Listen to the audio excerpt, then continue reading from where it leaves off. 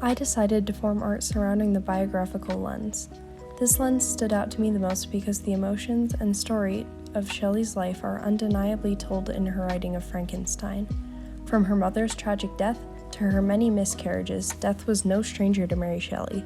When death has been such a familiar part of someone's life, it becomes a pattern of anger built up, asking, why did they leave me to be alone? Is this my fault?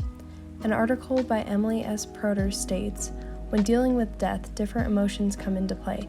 Based on how well a person copes, upon the occurrence of death, sadness is a common reaction of loved ones. As a person tries to adjust to life without the person they cared about, depression may take hold. Anger is another emotion commonly experienced by those who are grieving.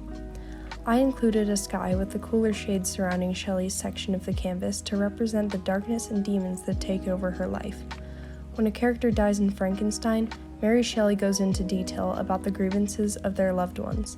However, this is done in a matter-of-fact way that makes it obvious she's gone through the feelings many, many times. An example of this is through Victor's dream. Quoted, delighted and surprised, I embraced her, but as I imprinted the first kiss on her lips, they became vivid with the hue of death. Her features appeared to change, and I thought that I held the corpse of my dead mother in my arms. A shroud enveloped her form, and I saw the grave worms crawling through the folds of the flannel. Reading this, I couldn't help but think that this was the type of dream that Mary Shelley had at dark times in her life, like how she dreamt she sat by the fire and resurrected her dead child, and then wrote about Frankenstein who shocked a man to life using electricity. Death is not familiar to me. However, reading Frankenstein gave me a direct look into the details of grievance as told from Mary Shelley.